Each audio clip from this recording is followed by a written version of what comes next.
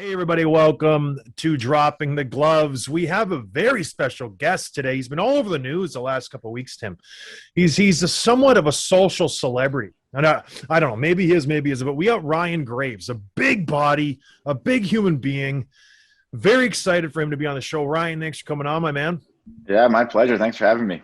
No problem. One of the best things about Ryan is he came on and we were chatting before the show, and he just humbled Tim right away and called him Sam. It was one of the favorite moments so far in the show that no one got to see. But he's like, "Hey, Sam, love the show." I'm like, "Yes, I love it. Just give it a hard time." It's beautiful. I know my place. I know you my place. definitely do. And if you don't, you do it's now. The audio. Couldn't hear. It's one of the best moments. You ever guys watch Parks and Rec at all? Yeah. So it's when what's the main mustache guy goes? Ron goes, if you ever get too close to somebody, just call them the wrong name, and it just humbles them right away. You don't have to be friends with them. But anyways, so that's what Ryan did to Tim. It was great. We're going to call him Sam from now on. So, Ryan, you play for the New Jersey Devils. You're in Prince Edward Island right now. What town in Prince Edward Island? It's a very small I live island. right in Charlottetown. Ooh, small the island. capital. Yeah, right in the city. How do you like that? Is it a beautiful time of year right now there? Yeah, it's beautiful. I love the summers here. I've been coming here for quite a while now. It's the second home to me, but it's beautiful in the summer. Beaches, golfing, it's everything you could ask for a summer spot. So it's great. We train in the morning, skate in the morning, and then in the afternoon, the day's kind of ours. So we find our way to the beach, a little golf and stuff like that. So it's a good way to relax and unwind after a stressful season. Well, you're 6'5", 220, probably 225. Are you trying to put on muscle? You working on the speed? You working on the hands? What are you trying to do to get ready for this season? Yeah, I'm a big guy, like you said, so I don't worry too much about like the number on the scale.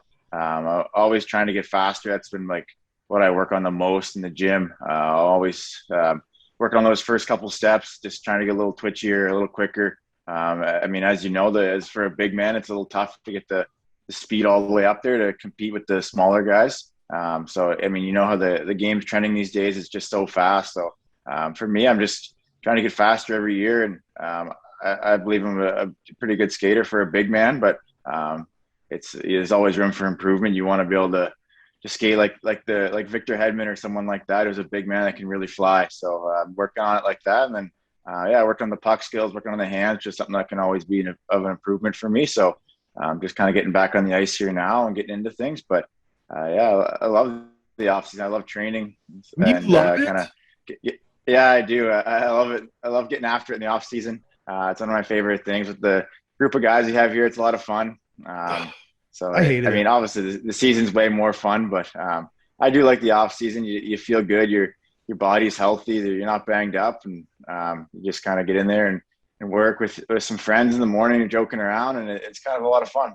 Oh man, Ryan, that makes one of us, because I hated the off season. I was like, gotta go to the gym for 2.5 hours and then skate. And I did it mostly by myself, so I can see why having a good group of guys would help.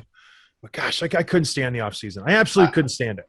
I don't know how guys do that by themselves. I know a few guys that train in the garage and they skate on their own, and they kind of like go to different cities throughout the summer and kind of just do things like that. And honestly, I have no idea how people do that by training and like with no group to push themselves. And I don't know how you'd ever do cardio with no one. No, you don't. You absolutely don't. I worked out here in Traverse City. I'm not sure if you've been here before. It's small town, northern Michigan. Yeah, I've been there for the rookie tournament they had. That's right, because you started out with the Rangers, right? Yeah, I was there. I think I did that tournament 3 years, probably, at least that. Yeah, so that's where I live. I live here, and there's no real NHL presence. So Sam and I would – he would run me through some drills, and it was hard to get motivated. But, you know, it is – some of us have a little better work ethic than others. That's why – you're going to play in the league a lot longer than I ever did and make a bigger impact. So I was a fighter. I don't know if you know that. I don't know if you followed my career. I played a long time ago. You're a young kid. Yeah, I know. You're 6'5". I go to hockeyfights.com. They are our sponsor. We're partners with them. They're a great website, good resource. I was like, oh, Ryan, I'm sure your buddies call you Gravesy or the Grave Digger. Like it's a powerful name. I'm like, he's got to be throwing his fists around left and right. 2 fights in the NHL. 2 losses in the NHL. Ryan, what is going on? You're 6'5", You're from the East Coast. The East Coast boys are tough. You're talking about Ross Johnson. You mentioned Adam McQuaid. Just salt of the earth type. What happened? Why aren't you tough? I like to think that I am, but Ryan, well, you don't fight. Why don't you fight, Ryan? I don't know. I used to fight more in junior. I had a few years with like 6, 8 fights, but in recent years, the game's changing a little bit where there's less there's just less of it in general. For me, it's kind of like fight when someone gets hit or you hit somebody or there's a situation like that. I don't know. And honestly, I don't mind it, but it just sometimes I don't really go chasing it, and then sometimes the situations just don't come. So, I mean, for me, I play hockey to play hockey, I guess. And if fights happen, then they happen, and it's not like I'm going out there like, oh, I never want to, but I also don't really go looking for it. So I'm sure there'll be years as my career goes along where I'll have more, and there'll be years where I have not that many. And so far, I guess I've had a couple of years and not that many. Your answer should have been, shut up, old man. I make $3 million a year. I'm doing something right. So beat it, loser. I didn't have to fight. That's what your answer should have been. I don't mind it. I understand it's part of the game, and when it's necessary, then I'm more than willing. But I definitely will never be you. That's for sure. Well, that's a good thing. You don't want to be me. You're stepping into the Devils. We'll go back and touch on your early career in a second. I just get on these tangents. You're stepping into the Devils. You're jumping right into a really big rivalry with the New York Rangers, and you're meeting up with your old friend again, Ryan Reeves, who just got traded there as well. Let's go over that whole incident in Colorado. He grabs you by the hair, throws you down, punches you in the face. You're lying on the ground. You're bleeding. He's skating off the ice like he just won WrestleMania. What's going on? What is there anything that preceded that? What is it with you and Reevesy? What's the beef there? I mean, there's no pre-existing beef. It happened. I hit Janmark earlier in the game, and it knocked him out for a few games. And it was just a disagreement. He thought it was dirty. I thought it was clean. And I mean, the league determined that they thought it was clean too. So I guess he kind of felt like that I should, I guess, answer for my hit. And I mean, for me, as we talked about, I don't claim to be a tough guy. And I mean, for me, it's like if I fight Reeves, then it's just going to be probably bad news for me. It's not going to change much in the game. And it's just, we were in playoffs, and I played a role for the Avs, and I just figured that it was kind of a lose-lose for me. So I said, I'm not fighting you. Like there's no reason I have to. And and then we met up in a scrum later, and it's part of the game though. At the same time, I understand his role, and I understand what he's trying to do. So you don't have to love it, but at the same time, it's part of the game. You were up 4-1. You're not going to drop the gloves and like give them the momentum. It was a smart play by you. I didn't expect Ryan to do what he did. He's a dirty player. I've always said that. He's just a disgusting player. That type of player doesn't belong in the game. All right, let's backtrack here. So you played in the Q. You bounced around a little bit. You got traded. You get traded once or twice in the Q? Twice. You got traded Charlottetown, twice. Val-d'Or, Quebec City. And then the Quebec Ramparts. The two times you got traded to teams that went to the Memorial Cup. You did that back-to-back years. Talk about that. Was that fun? Was it kind of bittersweet to go there? Quebec, you were the host, not winning it all, just being in that big environment. Was that kind of something that was cool that you used when you made the NHL? Yeah. I don't know. Pretty cool. Yeah, I guess to start from the beginning, Charlottetown has kind of been a second home to me, and it was that time too. So it was tough for me to leave. But it was kind of a growing up experience, and going to Val-d'Or, which was far from home, a really French city. But I went there with going to a good team, and honestly, I was just really fortunate throughout my junior career to go to good teams. I got to develop as a 16, 17, 18-year-old here on PEI when, to be honest, I really wasn't that good. I had a lot of work. Honestly, I wasn't. I had a lot of work to do. I came in, I was drafted into the Q, and I was heavier than I am now and had never worked out a day in my life.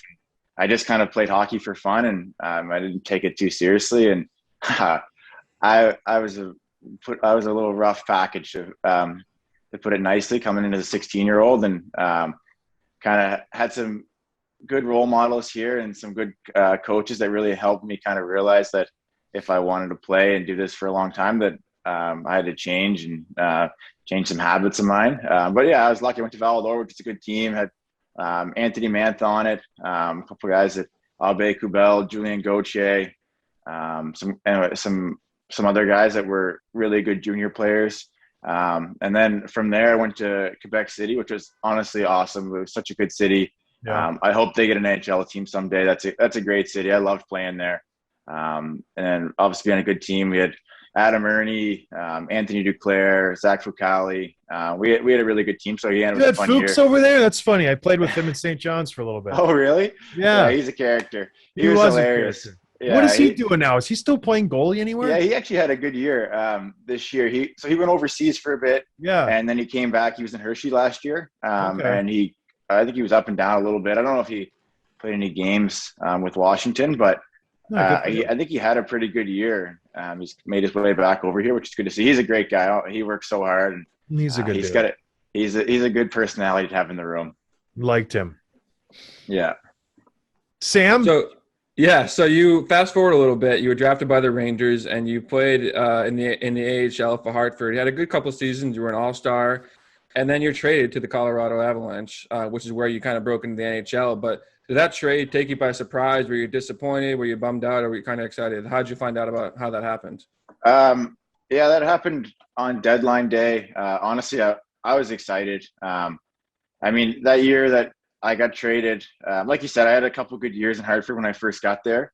And then I kind of just got lost in the shuffle of guys there pretty much. And they had guys they wanted to give chances to. Management changed over when I was there. So that can happen to guys. And I kind of needed I had still some work to do, but to round my game out. But yeah, I got traded. I was happy for a new opportunity. So I kind of saw it coming. I mean, the year that happened, the Rangers were it was the year they released that statement they were going to rebuild, and they traded McDonough, and they traded JT Miller, and I think Rick Nash might have been that year too. And they announced they were going to rebuild, and they were going to call the young guys up and stuff like that. And they called 5 defensemen up that year, and none of them were me. So I kind of had a feeling that that I was kind of not in their plans, and that I could be on the move. And I kind of figured if I did get moved, it'd be for the better. So honestly, I was pretty happy with it. And I went there, played half a year in San Antonio. And then the next year I played half a year, maybe a quarter of the year with the Colorado Eagles. And then got called up around Christmas time, and hadn't been back down since. How does that happen? Well, at the time, you must have been one of the better defensemen in Hartford. And it's not like you were some old dude. You were, what, 21, 22? What is I would have been probably 22. Yeah, 22. What does the coach say? What does the coach say to you when it's like, hey, we're calling up Brady Shea? Sorry, Ryan. Oh, we're calling this plug. Like, yeah, so Shazy was the first year, my first year there. And I mean, I kind of expected that. He was I mean, he's a good player. He's a stud. Yeah, he was a high draft pick. And he was good in the American League too. So I figured that would happen. And he was basically the only call up that whole year. So then that was like no surprise to me. I mean, he deserved it. He was a good player. And then the next year was a little bit of the same, like some other guys going up and down. And then it was that third year that they had a lot of guys that weren't me going up and down. And I don't think any of them are still around now. But I mean, everything happens for a reason, and it's okay. Like, I mean, I loved it in Colorado.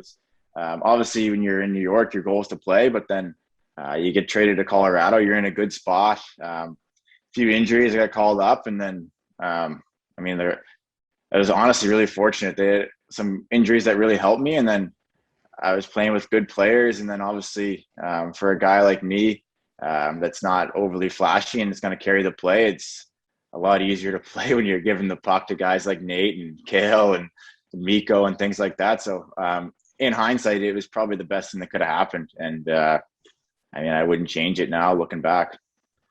Yeah, that's a good point, because you're kind of up and down. You get traded, and the next season you're partnered with Cale Makar, and you lead the league in plus minus. I mean, that's quite a turnaround. And how good is Makar? For people who don't watch him every night, like, what's it like being his partner?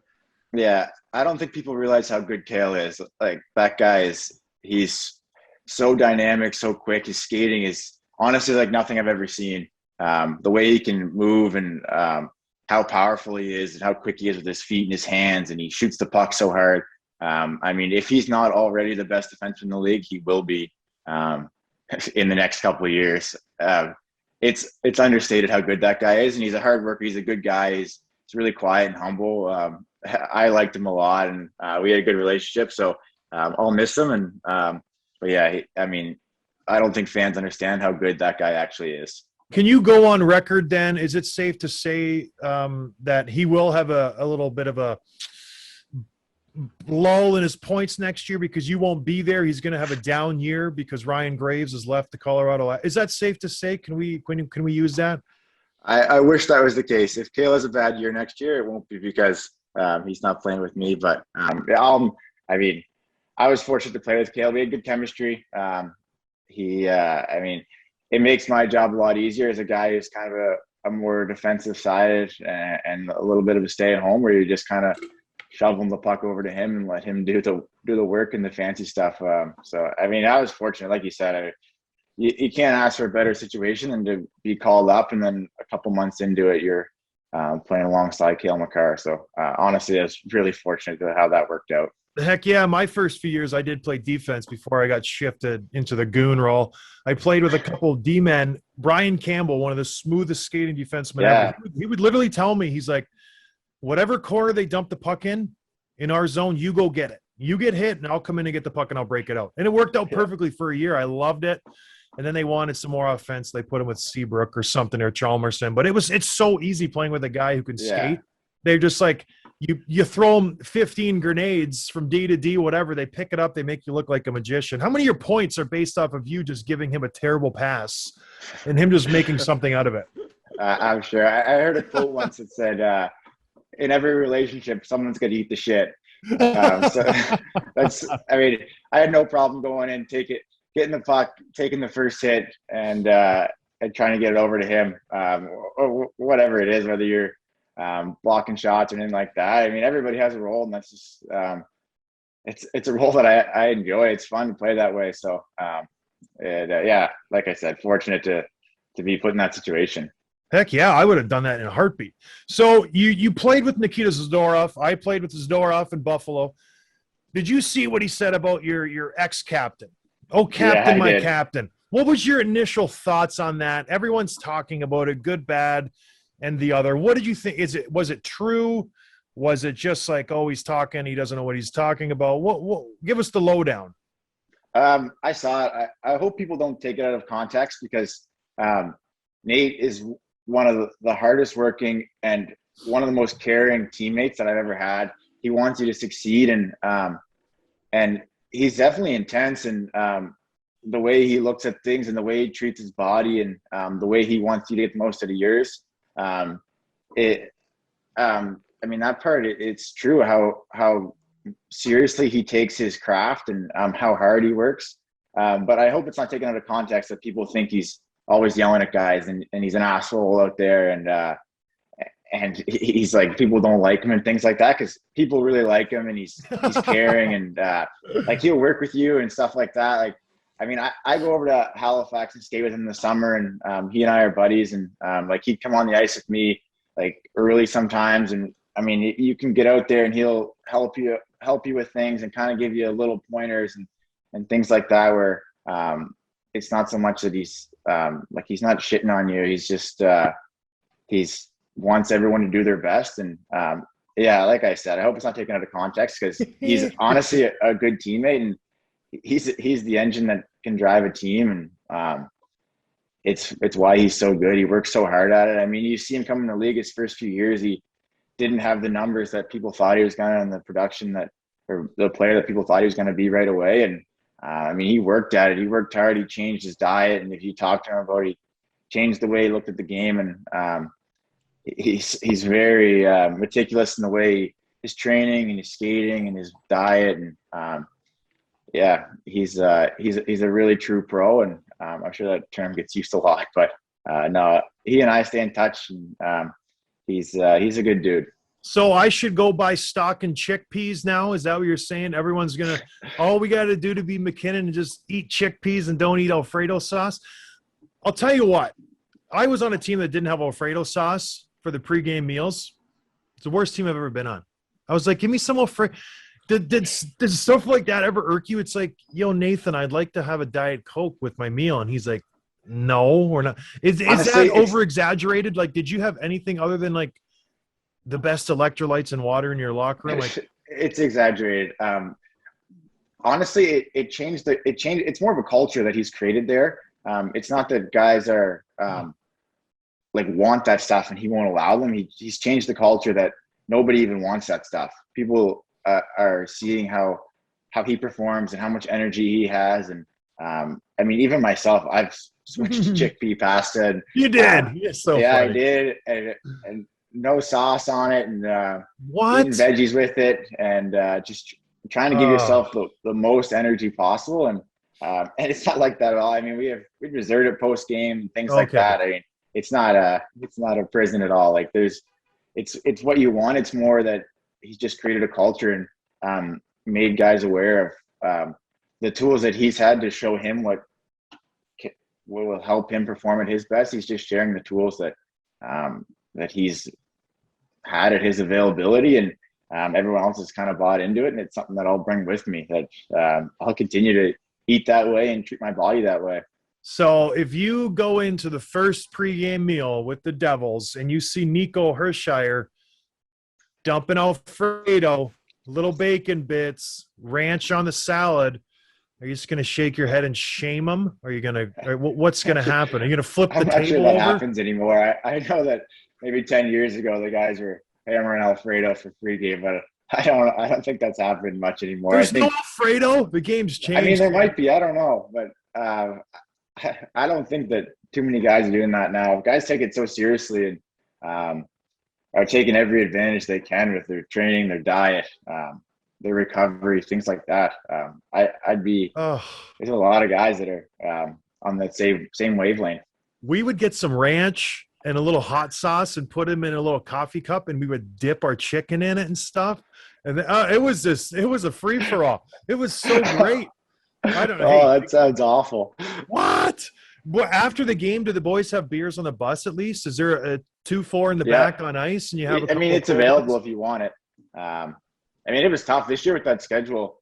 Honestly, there wasn't many guys reaching for them. It was. Honestly, the schedule this year was so tough that like everyone after games, like there's no break in it where you're having like a day or like more than a day between games, and you're coming off back-to-backs and things like that. So you don't need to get wasted, Ryan. You just have a couple of casuals on the way to the airport. I know that. Yeah, I know it's happened. It's the same as everybody else. I was in charge when I didn't play, which happened a lot.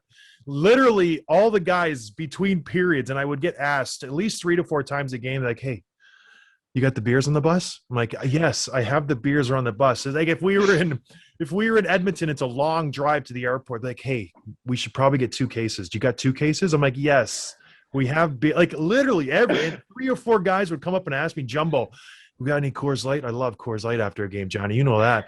And so it would I hope it's still a part of the game, because you guys with your chickpea and your this and that, I got to keep it together. All right, moving on.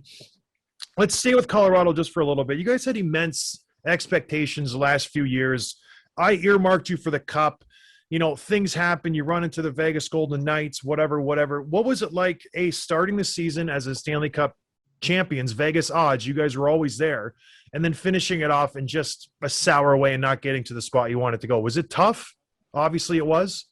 Throughout the season, not really. It wasn't really something we thought about. I mean, I think pressure is just what you put on yourself. And I think even before people put us as the favorite to win, we kind of had that expectation on ourselves anyway. We knew that what we had as a roster and what we thought we kind of missed out on the year before, whether it was due to not playing well and a combo of injuries and things like that. So, I mean, we kind of had that pressure on ourselves. So throughout the season, not really. Even during the playoffs, not really. Honestly, we just didn't play our best against Vegas, and a little bit of credit to them as well. I mean, they did a good job shutting down our rush and really limiting our ozone time and the quality chances we were getting. I mean, we were a team that we're used to having a lot of possession time and a lot of chances and kind of flying off the rush and stuff like that. And they did a good job of playing a smart, mature game. And I mean, it's just kind of the way it goes sometimes in playoffs. I don't think we were happy with how it. I mean, we're definitely not happy with how it ended. We were really sour and disappointed with ourselves. But I mean, whatever. It can happen. I mean, you see it with like Tampa the year before getting swept by Columbus with essentially the same roster that won back-to-backs. It can just happen sometimes. You're either not playing well, teams are playing well against you. It can just happen. But yeah, it was a sour taste in my mouth, everybody else's mouth. We were really disappointed with that.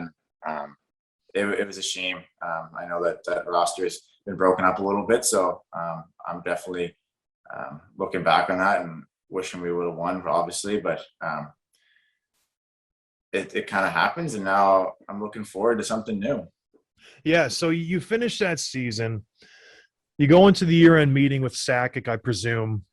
What does he say? Does he say, great year, you played well, gear up for the next season? Does he give you any indication of, okay, we're going to protect these guys? Obviously, you can only protect 3 defensemen the way it worked out. What does he say to you when you sit down across from him? I mean, Joe's a really laid-back guy, and he just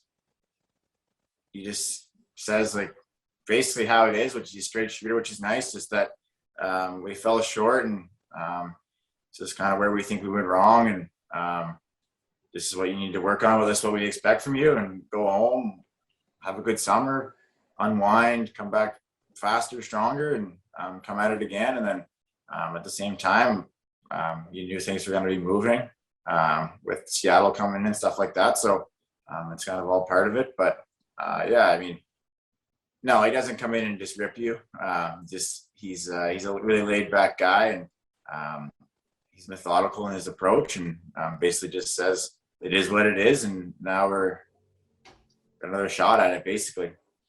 So you finish year. You guys have a great defensive core. You did. You had Gerard, Taves, Makar, yourself, obviously 4 young guys. Did you guys talk within each other? Because you knew the Seattle expansion was going to happen. You knew you couldn't protect anybody. Were you talking smack, like Kale's like, heads up, Gerard, you're out of here, buddy. You suck. Like, was there any sort of that thing going on? And Gravesy, you know what? Pack your bags. You're not going to be back here. Or was it all like, oh, one of us is going to be gone. This is so sad. Not really. I think it was. We definitely weren't bringing it up as like you're out of here, buddy. But there was a couple. I mean, you knew that the Gale, Taste, Gerard were going to be protected. I mean, those guys are like unreal defensemen. So you're an unreal defenseman too, Ryan. Don't sell yourself short. Thank you. I appreciate that. But I mean, that's kind of the way it is when you have a deep roster. We knew that it was going to be dependent on what the staff did, and they had some forwards that were exposed to, and kind of the way they had to work it. And I mean, you knew somebody that you cared about and was part of that team was going to be gone, and the same with other teams too. But you're kind of never thinking it's going to be you, or you're not really sure how things are going to shake out. But I mean, it is what it is. It happens. There's no way to predict it. So you get traded. Don't even make it to the expansion draft. You get traded to the New Jersey Devils. I picked them to win a Stanley Cup. When did I pick them to win the Cup, Sam? 2 years ago or this past year? 2 years ago. 2 years ago. They have a good team. You're going into a good situation. Did you know you were on the market? You must have known something was up, or was it just like Joe calls you, hey, we're sending you to the Devils. Thanks for playing with us. I mean, I definitely knew that there was a possibility of going. I hadn't really thought of a trade. I kind of thought that Seattle was going to be something that could possibly happen. I didn't know. I knew that there were some other good players that were going to be available for Seattle to take from the Avs too. So I hadn't really didn't know if I was going to be back or not. But I mean, as a player that until you actually get moved or something actually happens, you're never really thinking that's going to happen to you. So you're kind of in your present moment, and you're thinking about you're still an Av, and you're thinking that you're going to remain an Av. So and then when the call comes out, you just kind of have to take it in and reset. And honestly, there's positives in either situation, and you just got to look at that. I mean, it would have been cool to stay with the Avs and be on a contender again, but at the same time, it'll be cool to go to Jersey and maybe play a little bit bigger of a role, and to play on an up and coming team. They got some good young talent there, kind of the same age group that I'm in and stuff like that. So yeah, it's going to be cool, and it'll be nice to be closer to home too. I mean, there's times it's tough to stay in touch with family and friends when there's a 3-hour time gap. So I know my family's happy that they can take the day drive down and yeah, that'd be great. Couple games and stuff like that. So yeah, it's going to be cool. Yeah, you mentioned playing for a team that's kind of up and coming, as opposed to coming from one of the top contenders in the league. Do you think that'll create any changes in your game at all, in the way you play? Honestly, I don't know. I just kind of try to slide into whatever role that they're looking for. Power play. Yeah, I'm looking to work the top, and no, I mean, I think my game is what it is. I don't think that I'm a guy that's going to be leading the rush regardless of what team I'm on or wherever I am. It's just someone that's simple and kind of hopefully plays off of good players and stuff like that. So no, I mean, it's the same game. It's going to be cool to see guys grow and to be a part of it. And they've made some nice moves. We're going to be pretty good. And who knows? It's going to be a fun year. It's going to be exciting. Well, they did sign this bum, Dougie Hamilton. Speaking of good players, are you going to play with him? He's a right-handed shot. You're a left-handed shot. Wouldn't that be nice for you to go from Cale Makar? Then you got to play with this slug. It's just like, can your life get any more charmed playing with these all-star players? Yeah, Dougie will help. No, I was happy to see that. I don't know who I'm going to play with or how the line's going to look like, but if I get the chance to play with them, that'd be great. And there's some other good D-men there too that would be fun to play with. Well, you got a PK Subban. Who's that young kid? The young guy. He's only like 20 years old. Ty Smith. Yeah, he's a good player. Very good player. You got Damon Severson, their assistant. You got a good decor. Potentially. Yeah, it's a good decor. Exactly. So whatever way they shake it up and whoever they put with who, it'll be I mean, it's going to be a good 6 for sure. Did you get just a bunch of text messages when you got traded from all the Avs guys? Oh, Ryan, we're so excited for you. And then a bunch of ones from the New Jersey guys like, yeah, we're pumped to have you. Yeah, kind of. I mean, you get some guys in Jersey reaching out and saying welcome to the team. And then obviously you talk to some guys in the Avs that you've been close with over the past couple of years. And it's a bummer to lose someone. I mean, whether it was me or somebody else. But, yeah, I mean, there's guys that you become close with off the ice that even their staff that you became close with and things like that. So it's a shock when it happens, regardless if you saw it coming or not. So, yeah, there's some good guys in that room in Colorado that I'll really miss. Are there some guys you won't miss? You know what I mean? Like honestly, get away from like Kadri. You don't like Kadri? Just tell me. Nas is a good guy. Nas is a good guy. He's funny. Like I mean, I know he's had some run-ins with the media and stuff in the past and some suspensions, but honestly, that guy's loved in that room. He's a funny guy, and I mean, you get him on the golf course. He's pretty funny out there. He's a competitor. He's awesome. Do you ever just have a talk with him before the playoffs? It's like, okay, we kind of need you. Let's not get suspended this time. No, I haven't. Never. You guys should have had that conversation because the guy loves getting suspended in the playoffs. It's just like you can set your watch by it. Oh, playoffs started. Nazim's going to get suspended. I mean, he was good for us in the bubble last year. I mean, people kind of leave that out when they talk about him. That bubble didn't count. No one counted that. Everyone says Tampa Bay repeated. I don't think they repeated.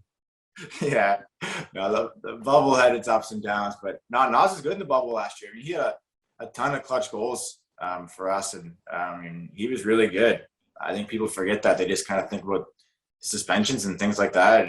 But no, he's a good player, and he was good for us last year. We definitely missed him this year, though. Yeah, he's a heck of a player. Speaking of tough players to play against, you're stepping into a division that has arguably the best players on the planet. Maybe, they're a little long in the tooth. They're older. They're not young like you. Are you excited to play against Ovechkin, Crosby, Barzal? The Islanders are going to battle against them. Panarin for the Rangers. What's that going to be like? Yeah, you forget all the talent in that division. When you're kind of west, you don't play them as much. But, yeah, it'll be fun to play Sid a bunch. I think I haven't really gotten a chance to play him that much. Do you get to call him Sid because he's your friend, or is that just? No, I call him Sid because he's a friend, I guess. I think everyone calls him Sid though. I call him Mr. Crosby. Mr. Crosby, he deserves it. No, that'd be cool. Against Ovi, Panarin, it's a good division. So the Bruins, all those guys. Who are you most excited to play out east? Because like you said, you've been mostly out west for the last few years. Yeah, I mean it's gonna be different. I think definitely Sid's the one that you think of and you're like, oh yeah, you can't wait to play Sid. You'd mark that one on your calendar. But no, it'd be fun to play Marshy and the Bruins. And I mean, obviously it's fun playing the Rangers. I still know a couple guys in that team and stuff like that. So yeah, I don't know. I don't really have one that I'm marking on my calendar, but it's definitely going to be cool to get a different look at it as opposed to, I mean, we used to play mini all the time in St. Louis all the time and Vegas. So you get to know those guys well and you create rivalries. So it'll be nice to have something different and new. So we talked about McKinnon, we talked about McCarr, but Rantanen's a guy that doesn't nearly get talked about enough for how talented he is, the numbers he puts up, the way he plays like a 200-foot game. Do you think he's like the most kind of underrated superstar in the league? I don't know. He had like 100 and something points, or did he have 100 a couple of years ago before he signed his deal? I don't know if you'd call it underrated, but yeah, he definitely gets. I mean, all the attention goes to Kale and Nate, rightfully so. But I mean, Mikko's right there. I mean, in a lot of aspects, he's just as good as Nate. He's a big player. The way he uses his body, we call him the Moose. He's huge. The way he plays, and 6'4". The way he protects the puck down low is unbelievable. How hard it is to get it off him. He's a really intense competitor, and he's kind of like a big kid off the ice. So it's almost like the opposite of what his personality is. But yeah, he's just getting better and better as he gets older and bigger. And yeah, I mean, maybe you'd call him underrated, but almost more. There's just a couple big names in that team that you kind of forget about him a little bit. He got 87 points. Just to clarify, we have people who write he's in. On pace. Maybe he's on pace for it. He only had 87 and 74. So yeah, he was on pace for 100. Who were the guys you palled around with in Colorado? Who are your boys?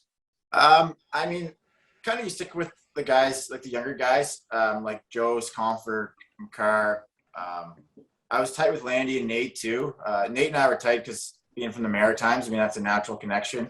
I've known Nate for a long time. We played together when we were younger, and then he kind of left me in the dust for a couple of years. But yeah, like those guys, I was tight with O'Connor. Honestly, it was a group that kind of everyone got along. I mean, usually when you think of teams, and I don't know how it was for you, but there's always cliques where there's like the European group, and then there's the Canadian guys or when the American guys are together or whatever. But there wasn't really cliques on that team where Landy was so English, and then like guys like Burakovsky are really English as well, where they came over and played in the O at a young age, that it's almost like they're American or Canadian. So it was kind of just a big group of everyone was kind of got along well, and everyone kind of around the same age. So it was a good group, but I definitely hung around with the younger guys a little bit more. I noticed you never mentioned Kadri. That's interesting. We'll Mark note that, Tim. Very, very interesting. There's something there. I love Nas. So there's something there. There's something there. I'm going to get to the bottom of this. All right. Tim's got some quick hits. We asked all the guys. We had Mo Sider on. You know the young defenseman from Detroit? He's coming up first rounder. Yeah. Supposed to be the next superstar. His quick hits weren't that interesting. He had a couple decent ones. So the bar is set low for you, Ryan. Let's try to really knock it out of the park. All right. Tim, make some magic. Right. What's your favorite movie? I'm such a bad movie guy. You're starting off strong, Ryan. Way to go. No, I know. Honestly, movies are not my thing. Let's skip the next. Let's go next. What's your favorite TV show? What's your thing? Books? Video game? Favorite TV show. What'd you say? Oh yeah, Billions was good. I just started Billions. I'm about halfway through it. Here, let's do quick hits with your girlfriend. She seems like she knows the answers that you. It's like when I talk to my wife. I don't know. When was I born? And she. What's your favorite movie? And I'm like, oh my god, I have no idea. Ask your girlfriend. She knows everything about you. Would you rather have a big hit or score a big goal? Big goal. Pizza or tacos? Pizza. You're not allowed to have pizza. Yeah, you are. Now he is. Pizza's still around. That hasn't left. Who's got the best after game meals when you're on the road? In the locker room. Actually, sometimes in Vegas we get Shake Shack occasionally because it's in the rink. That's not. And then in LA we would get In and Out. Okay. So you got animal burgers at? Oh man, did you ever play in Nashville? Have you? I don't know how the bubble works or anything. Did you get to Nashville yet? Yeah. They have Jets pizza after the games. It's so incredibly good. It's my favorite pizza of all times. We had like barbecue or something in Nashville. Oh, of course you guys did. Yeah. You guys had a lot of money. This year we were in St. Louis, and it was after we won Game 4, and we got sushi in St. Louis. Nice. That's right by the ocean. You guys are smart. Mississippi. Then everyone got sick, and you had to take a week off. No one touched it. No kid. What's in that sushi? It's catfish. It's disgusting stuff. What is the best in rink? Like Montreal has the pocket dogs. A couple other cities are known for it. What do you love? What's your guilty food pleasure at the rink? Pretzels or what is it? Honestly, my first year, I was scratched a fair amount, so I would try a little bit of popcorn. Okay. And San Jose had some really good popcorn, but I'd have to say that Montreal's dogs are the best in the league. I think when you get there and if you practice the day before or after the game, there's a tray of hot dogs waiting there, and those are so good. You've never lived, Tim, until you've had the little pocket dogs from Montreal. Yeah, I need to make a road trip. I've set records in Montreal eating hot dogs during the game to the point where they had to go get more for the team because they were worried there wasn't going to be enough, because I would just go to town. Because I never played versus Montreal. They never had a fighter, ever. And I would always be scratched, and I would eat hot dogs for a solid 3.5 hours during the game. Never watch a lick of the game. Word of the wise, if you're a scratch, don't watch the game at all. There's no point. Hockey's boring. Don't watch it. All right, sorry. Go ahead, Tim. Who's the hardest player to shut down that you played against? Probably Patty Kane, I think. His hands are unbelievable. You think you've got him, and then all of a sudden the puck's through you, and he's so slippery. You don't notice him being super fast or like have a super hard shot, but he's so slippery. Who did you think was better, Fleury or Leonard from Vegas? This is I thought Fleury played really well, and I think he's had a really good career. He's a good goalie. Yeah, Chicago going to be a good team this year? They're going to give some people. They've made some good moves. They're going to be pretty good. Better than New Jersey? No. Jersey's made some good moves. They have. They've made a few good ones on the back end. I'll give them that. They just signed Thomas Tatar today. Did you hear that? Yeah, I just saw that before coming on. That's great. That's huge. He's got an excellent nickname. You'll figure it out when you get there. All right, sorry, Tim. I keep jumping in. Yeah, just like 2 or 3 more. Favorite sport besides hockey? Golf. What do you drive, or what's your favorite club in golf? Probably my 60. Really? You're around the green type of guy. I don't think I'm that good, but it's like my favorite of what, like, it's your favorite club in your bag. Just like a high loft, plunk it down. I'm definitely the best with my driver, but if you're thinking your favorite club, it's got to be my 60. That's interesting. Mine's my 3-iron. I love the long fairway irons for whatever reason. Actually, that's it's in my top 3. I have a driving 2-iron, and I hit that. I love that club. I mean, I love just like 220 yards out, and just it's a great club. I hate putting. Can't stand it. If we could eliminate that from the game of golf, I'd be a happy man. It's just such a stupid if there wasn't putting, I'd be a way better player. Well, yeah, I think everybody would. It's like I'm not going to work on golfing for an hour and a half putting. It's like so dumb. All right, sorry. You hit a bucket of balls. You hit 40 drivers and 1 7-iron, and then leave. Yeah, driving is so fun. It's and then chipping around the green is fun. Ball goes up and comes down. Putting is such a waste. It's such a waste. It's like backhand passes in hockey. You don't want to practice it. It's such a waste. Yeah, make your money with the putter, though. Don't tell Nathan McKinnon I said that. He'll yell at me. No, he won't. He's a good player, too. I heard he's a great guy. I heard he's a lovely human. He's a good dude. All right, Tim. Sorry. Favorite vacation spot? Went to Antigua a few years ago. That was awesome. Was that in Spain? No, it's an island. Like a little island. No.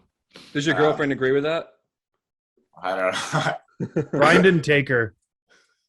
I don't know. Right, I don't know if he's listening anymore.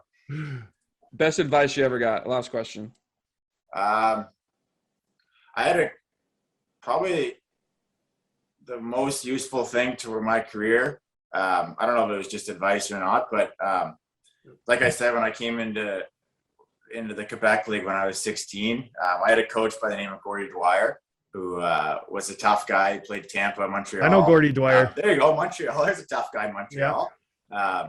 But he, about halfway through the year, he sat me down in his office and said, basically, like, look, like, right now you're out of shape and you're like basically no good. You need to change, and like this is how you're going to do it. And if you don't want to do it, then you're going to be like an average junior player. And then if you want to change, then this is what you got to do. And at the time, it was pretty upsetting because it was kind of some tough love, but it was probably the best thing that ever happened to me. And it kind of changed the way I thought about it and changed my approach. Is Dwyer the guy who knocked out Patrice Belarus with that one punch? Oof, I don't know. He fought Bob Probert. I know that. I don't know. Maybe he was tough though. He's got red hair. I don't know if you know him, but if you recognize him, but he's from New Brunswick, I think. Oh, he's tough as nails. But anyways, yeah, that's good advice. Cause I think every player who is on the teetering point of making a career or not, they have that moment where someone's like, hey, it's time to, poop or get off the pot. Like you have these talents, or you're going to use them or you're not going to use them. So that's nice. Gordy Dwyer. Good on him. Yeah. Very good. All right, everybody. Well, that was great. Ryan Graves, everybody. This was a good interview, Tim. I think it was. And thanks for calling me, Tim. Thanks for coming on, Ryan. We really appreciate it. Thank you, everybody, for listening. Cheer on Ryan with the New Jersey Devils this year. He's pledged to fight more. He's going to be on the top of the power play. It's going to be fantastic. It's going to be an exciting season. We'll keep track, buddy. Thanks for coming on. I appreciate it. Yeah, thanks for having me, and no promises. No, you promise. And then Nazem Kadri is just a scumbag, he said. Naz is a great guy.